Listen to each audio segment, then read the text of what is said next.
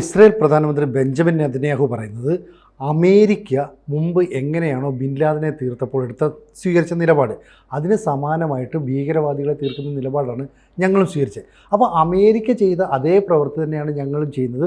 അതുകൊണ്ട് ലോകം മുഴുവൻ ഞങ്ങളെ പിന്തുണയ്ക്കണം. ശരിയാണോ? അതിലൊരു പ്രഥമ ദൃഷ്ട്യാ നോക്കുമ്പോൾ ഒരു ന്യായം അതിനകത്ത് കാണാൻ പറ്റും. അമേരിക്ക ചെയ്തതും ഇവർ ചെയ്യുന്നതും തമ്മിൽ അതെന്താണെന്ന് വെച്ചാൽ ഖത്തറിൻ്റെ ഒരു ചരിത്രമുണ്ട്.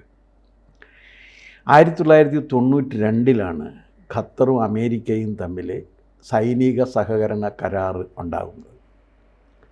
ആ കരാർ പ്രകാരം ഖത്തറിൻ്റെ സുരക്ഷ ഉറപ്പാക്കുക, വിദേശത്തു നിന്നുള്ള ഭീകരവാദികൾ ഏതെങ്കിലും കാരണവശാൽ ഖത്തറിനെ ആക്രമിക്കുകയാണെങ്കിൽ അവരെ ചെറുത്ത് ലോകത്തെമ്പാടും തോൽപ്പിക്കുക തുടങ്ങിയിട്ടുള്ള കാര്യങ്ങൾക്ക് വേണ്ടിയിട്ടായിരുന്നു എഗ്രിമെൻറ്റ്.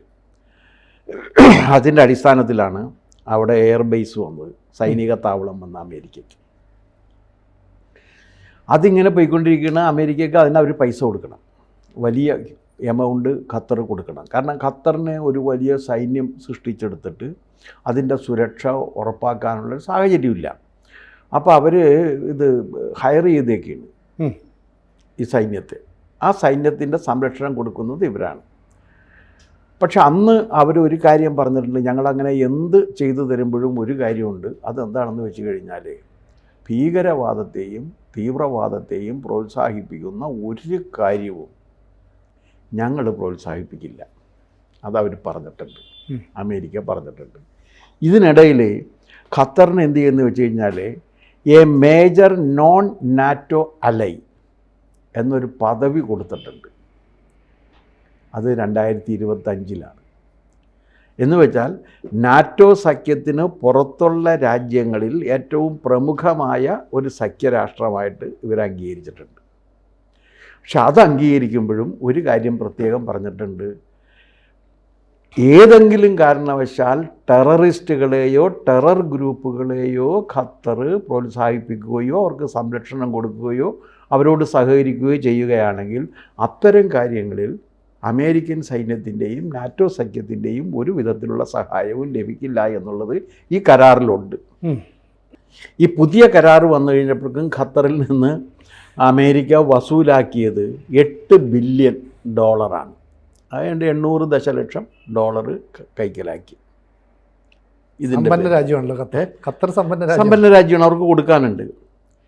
പക്ഷേ അതിനിടയിൽ ഒരു കാര്യമുണ്ട്, ഹമാസിനെ ഭീകര സംഘടനയാക്കി പ്രഖ്യാപിക്കപ്പെട്ടിട്ടുണ്ട്. അമേരിക്കയും പറഞ്ഞിട്ടുണ്ട്. അമേരിക്ക പറഞ്ഞാൽ സ്വാഭാവികമായിട്ട് നാറ്റോയും പറഞ്ഞിട്ടുണ്ട്, ഇസ്രായേലും പറഞ്ഞിട്ടുണ്ട്.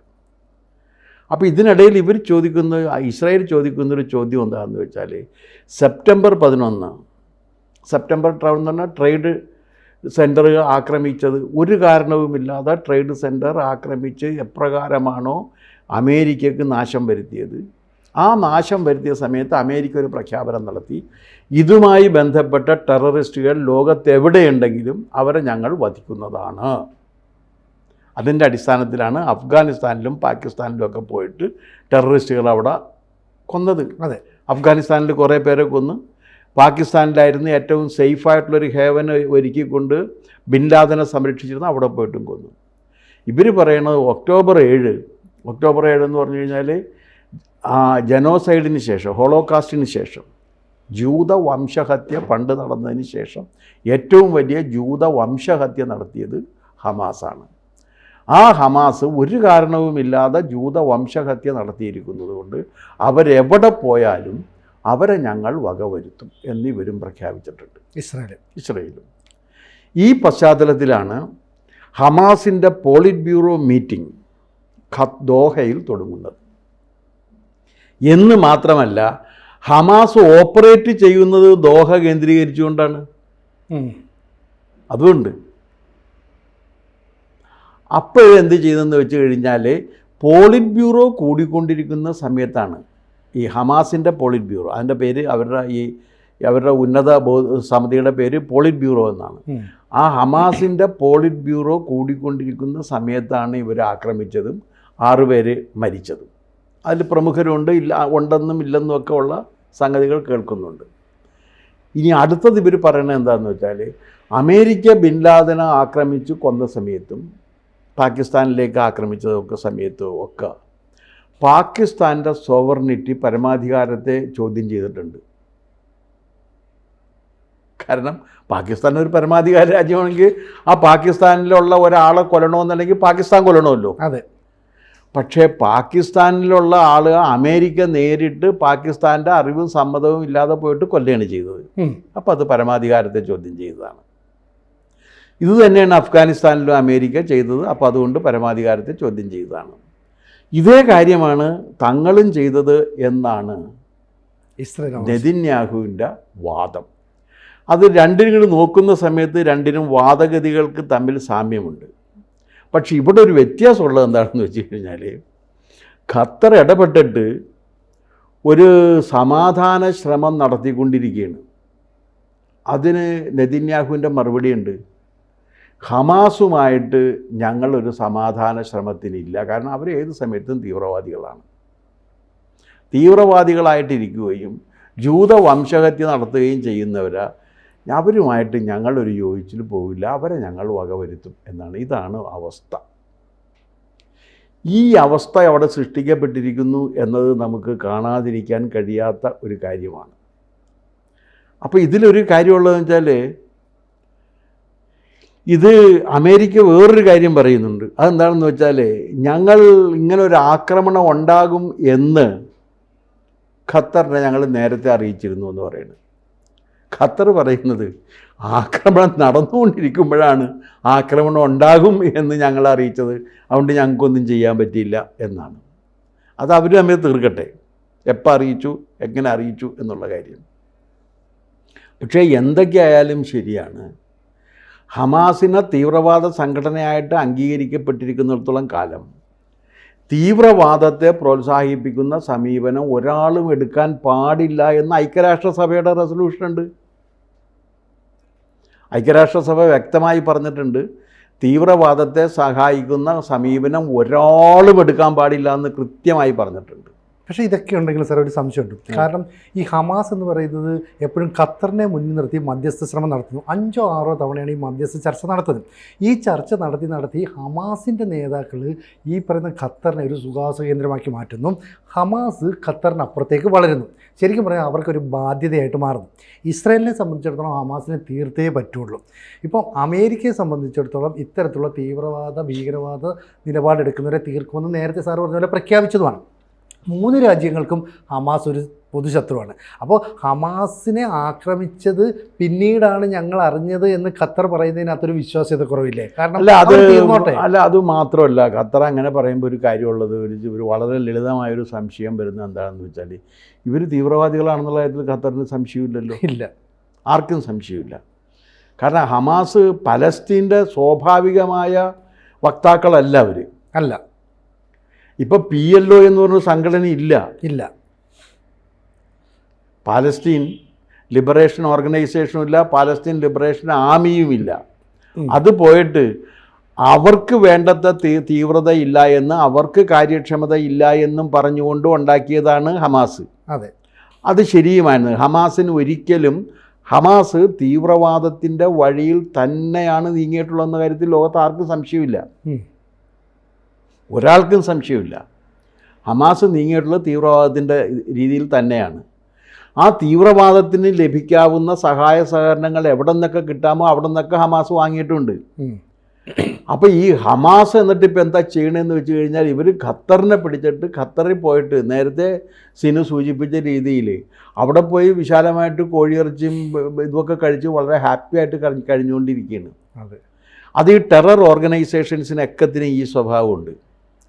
ഇവരെല്ലാവരും ഭയങ്കരമായി ലക്ഷറി അനുഭവിക്കാൻ വെമ്പൽ കൊള്ളുന്നൊരു വിഭാഗമായിട്ടാണ് എനിക്ക് തോന്നിയിട്ടുള്ളത്.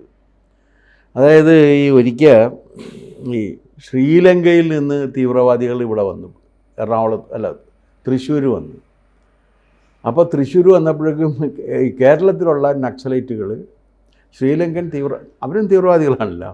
ഇവിടുത്തെ നക്സലൈറ്റുകൾ എന്ന് പറഞ്ഞാൽ അറിയാമല്ലോ, കോളേജിൽ പഠിപ്പിക്കുക, ബാങ്കിൽ ജോലി ചെയ്യുക, പിന്നെ കോൺട്രാക്റ്റ് നടത്തുക, ഇങ്ങനെയൊക്കെ ചെയ്തിട്ട് കാശുണ്ടായിക്കൊണ്ടിരിക്കുന്ന കൂട്ടത്തിൽ കൂടി നക്സലിസവും കൂടി പറയും. അത് CP വത്സൻ എന്ന് പറയുന്ന ഒരു കവി ഉണ്ടായിരുന്നു. അദ്ദേഹത്തിൻ്റെ 2 വരി കവിത ഞാൻ എപ്പോഴും ഓർത്തിരിക്കും. വാക്കുകളിൽ നമുക്ക് നക്സലൈറ്റ് ആകാം, ആത്മവഞ്ചനയ്ക്ക് ഇവിടെ ശിക്ഷകളൊന്നുമില്ലല്ലോ എന്ന്. അപ്പോൾ ഈ ഒരുതരം ആത്മവഞ്ചന നടത്തുന്ന അർബൻ നക്സലൈറ്റുകളെന്ന് നമ്മളിപ്പോൾ പറയുന്നൊരു വിഭാഗം. അപ്പോൾ ഇവർ അവിടെ ചെന്നപ്പോൾ കാണുന്നത് എന്താണെന്ന് വെച്ചാൽ എലൈറ്റ് ഹോട്ടലിൽ, തൃശ്ശൂർ അന്നത്തെ വലിയ ഹോട്ടലിലാണ്, ബിയറൊക്കെ അടിച്ച് 555 സിഗരറ്റൊക്കെ വലിച്ച് ചിക്കൻ ഒക്കെ അടിച്ച് അവർ വളരെ ഹാപ്പി ആയിട്ടിരിക്കുകയാണ്.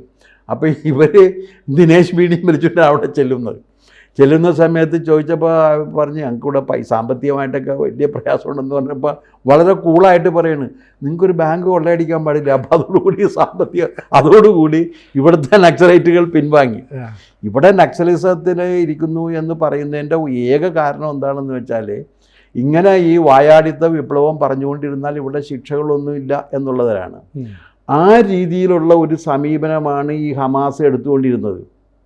കാരണം ഹമാസിന് ഒരു കാര്യം അറിയാം, ഇറാനും കൂടി കൈവിട്ടതോടുകൂടി ഇറാൻ ഹൂത്തികളുടെ കൂടെ ചേർന്നു, അല്ലേ? ഇറാൻ ഇപ്പം പൈസ കൊടുക്കാനില്ല, ആയുധം കൊടുക്കാനില്ല, അവർക്ക് അമേരിക്കയും ഇസ്രായേലും ചേർന്നുള്ള ഒരു അടി കൊടുത്തല്ലോ, അതോടുകൂടി അത് അവർ തീർന്നു. അല്ല, അത് തന്നെ അവർ ഹൂത്തികളാണ് ഇപ്പോൾ ഹമാസിനേക്കാൾ അവർ ഹൂത്തികളെ ഇവർ തന്നെ വളർത്തിക്കൊണ്ട് വരുന്നതാണ് ഇറാൻ തന്നെ. അതെ, ഈ ഹൂത്തികൾ ഇവരെക്കാൾ വൃത്തികെട്ടവരാണ്. അതെ അതെ. കാരണം മറ്റേ ഇത് ഒരുത്തനെ വിചാരണ ചെയ്ത് കൊല്ലണമെന്ന് വെച്ചാൽ കിട്ടുമ്പോൾ തന്നെ കൊല്ലാം എന്ന് പറയുന്നവരാണ് ഹൂത്തികൾ. ഇവർ വിചാരണ ചെയ്ത് കൊന്നാൽ മതി, കൊല്ലണം എന്നുള്ളതായിട്ട് തർക്കമില്ല, പക്ഷേ വിചാരണ ചെയ്തതിന് ശേഷം കൊന്നാൽ മതി, അല്ലെങ്കിൽ ആയുധം അവനെ കൊണ്ട് സെലക്ട് ചെയ്യിക്കണമെന്നൊക്കെയാണ് ഈ ഹമാസ് പറയണം. മറ്റവരങ്ങനെയല്ല, കിട്ടുമ്പോൾ തന്നെ കൊന്നേക്കെന്ന് പറയുന്നതാണ്. അപ്പോൾ അതുകൊണ്ട് എന്താണെന്ന് വെച്ചാൽ, ഈ ഖത്തർ ഒരു തീവ്രവാദ, ഹമാസ് എന്ന തീവ്രവാദ സംഘടനയുടെ ഒരു അഭയസ്ഥാനമായി ഖത്തർ മാറുന്നുണ്ടായിരുന്നു, അവരറിഞ്ഞാലും അറിഞ്ഞില്ലെങ്കിലും. അതറിഞ്ഞുകൊണ്ടാണെന്ന് നമുക്ക് പറയാൻ പറ്റില്ല. ഇനി ഇവർ ചിലപ്പോൾ ഇത് ഉപയോഗിക്കുന്നതുമാകാം. അപ്പോൾ ആ സാഹചര്യത്തിലാണിത് വരുന്നത്. പിന്നെ ഇവരെ കൊണ്ട് ഇപ്പോൾ ഈ പലസ്തീൻ അവിടെ വേണം എന്നുള്ള കാര്യത്തിൽ ഏത് അറബ് രാജ്യത്തിനാണ് താല്പര്യമുള്ളത്? ഒരു അറബ് രാജ്യത്തിന് താല്പര്യമില്ല. ഏതെങ്കിലും ഒരു അറബ്യൻ രാജ്യത്ത് ഒരു തീവ്രവാദ സംഘടന നിലനിൽക്കണം എന്ന് ഏത് അറബ് രാജ്യത്തിനാണ് താല്പര്യമുള്ളത്? താല്പര്യമില്ല. കാരണം അറബ് രാജ്യങ്ങൾക്ക് എല്ലാവർക്കും അവരുടെ ഈ സാമ്പത്തിക സുസ്ഥിരതയിൽ സുഖമായിട്ട് കഴിയാൻ ആവശ്യമായ സാഹചര്യം ഉണ്ടാകുമോ ഇല്ല എന്നുള്ളത് മാത്രമാണ് അവർ നോക്കിക്കൊണ്ടിരിക്കുന്നത്. അപ്പോൾ അതുകൊണ്ട് ഈ ഹമാസിന് ഒരു സ്ഥിരമായ സംരക്ഷണം അറബ് രാജ്യങ്ങളിൽ നിന്ന് കിട്ടുമെന്ന് കരുതാൻ കഴിയില്ല. പക്ഷേ ഈ ഇസ്രായേലാണെങ്കിൽ ഇസ്രായേലിനകത്ത് ഇസ്രായേലിന് വേറൊരു പ്രശ്നമുണ്ട്. അവർ യുദ്ധം ഇന്ന് നിർത്തിയെന്ന് നോക്ക്, പിന്നെ ഇസ്രായേലില്ല. അപ്പോൾ ചുരുക്കം പറഞ്ഞാൽ ബെഞ്ചമിൻ നെതന്യാഹു എന്ന് പറയുന്ന പ്രധാനമന്ത്രിയുടെ നിലപാടുകൾ ശരിയാണെന്ന് നമ്മൾ അംഗീകരിക്കുന്നു, അല്ലേ? നിലപാടുകൾ ശരിയാണെന്ന് ഇസ്രായേൽകാർ അംഗീകരിക്കുന്നുണ്ട്. അതായത് അമേരിക്ക ചെയ്ത അതേ പ്രവൃത്തി തന്നെയാണ് അവർ ചെയ്യുന്നത്. കാരണം അമേരിക്ക സോവറിനിറ്റിയെക്കുറിച്ച് പറയുകയാണെങ്കിൽ പാകിസ്ഥാൻ്റെ സോവറിനിറ്റി എവിടെ പോയി എന്നൊരു ചോദ്യം വരും. നമ്മൾ ഈ ഒരു രാജ്യത്തിൻ്റെയും സോവറിനിറ്റിയിൽ മറ്റ് രാജ്യങ്ങൾ കൈകടത്തരുത് എന്നുള്ളതാണ് ഇന്ത്യയുടെ നിലപാട്. നമുക്കും വേണമെങ്കിൽ പാകിസ്ഥാനിൽ പോയിട്ട്, ഇപ്പോൾ ഞാൻ ചോദിക്കട്ടെ, ഇപ്പോൾ പാകിസ്ഥാനിൽ പോയിട്ട് ഇന്ത്യക്കെതിരെ കലാപം നടത്തിക്കൊണ്ടിരിക്കുന്ന തീവ്രവാദികളെ കൊല്ലാൻ ഇന്ത്യക്ക് 10 മിനിറ്റ് പോലും വേണ്ടല്ലോ. പക്ഷെ അത് ചെയ്യാതിരിക്കുന്നത് ആ രാജ്യത്തിൻ്റെ സോവറിനിറ്റിയിൽ നമ്മൾ കരുതുന്നത്ര അതിനെ സംരക്ഷിക്കണം എന്നുള്ളത് കൊണ്ടാണ്. കൂടുതൽ വാർത്തകളും വിശേഷങ്ങളും നിങ്ങളിലേക്ക് എത്താൻ ABC മലയാളം സബ്സ്ക്രൈബ് ചെയ്യുക, ബെൽ ബട്ടണും അമർത്തുക.